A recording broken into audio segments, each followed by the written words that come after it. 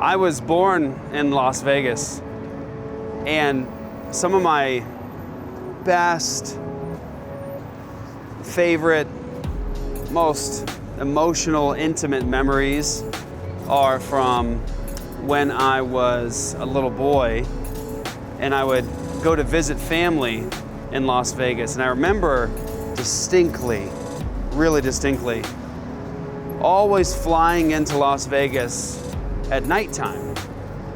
And I remember looking out the window of the airplane always as a little boy. My favorite moment when we were coming into Las Vegas and you could see just darkness, but this city lighting up everything. And I remember as a little boy just thinking how glorious it looked and how beautiful and amazing, and I was in awe of this city that I was born in. And I remember the feeling of just seeing just pure darkness and this light just lighting up the darkness. And to this day, whenever I'm traveling or doing ministry and we get to come through Vegas, one of my favorite things to do is to come into Las Vegas at nighttime and see the lights lighting everything up.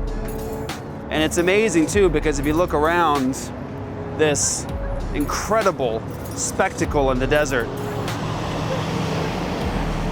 you see just the lights and the veneer, but underneath the surface of all of this is this intense idolatry, rebellion, and opposition. You see here is a city that is called what? Sin City. What happens in Vegas stays in Vegas. That's the motto, right? People come here from all over the world. I mean, you walk down the streets here just tonight, you can hear accents from all over the world. Ireland, Scotland, England, Africa, everywhere. I mean, it's all represented on the street here.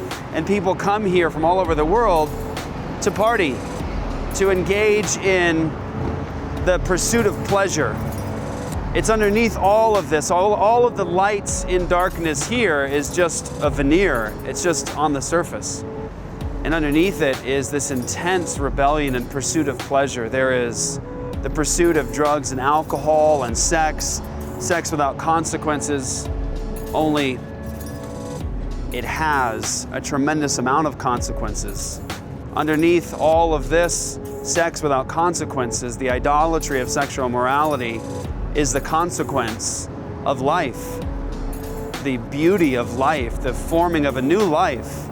And in this town, in this city with no consequences, and where what happens here stays here, you have the consequence of all of the sexual immorality and all the rest, and you have the consequence, which is really glorious consequence, and that's life, the beauty of life. And in this town you have Planned Parenthood and the abortion facilities that actually address the consequences of what happens here stays here.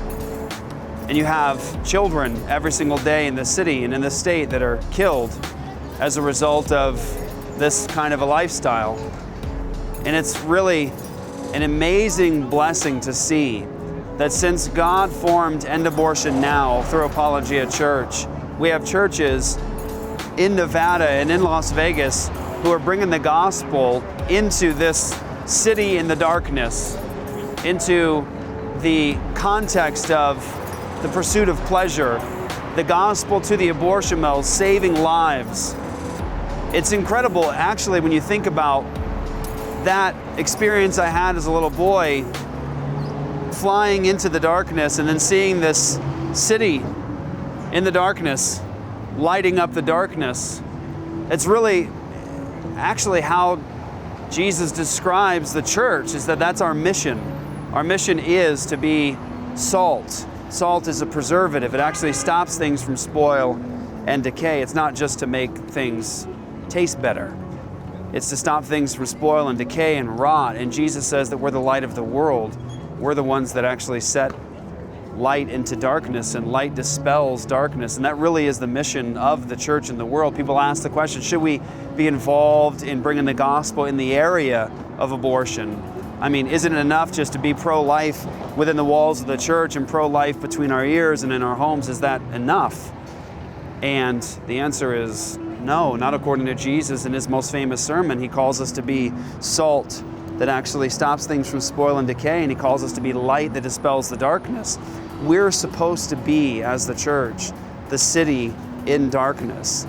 That when people actually look into the world, at all the darkness in the world, it's the people of God that are lighting up the darkness. We're supposed to be that incredible spectacle in the desert, this wasteland of lostness and sin in the world. We're supposed to be that amazing spectacle of light that is just blazing out of the darkness and dispelling the darkness.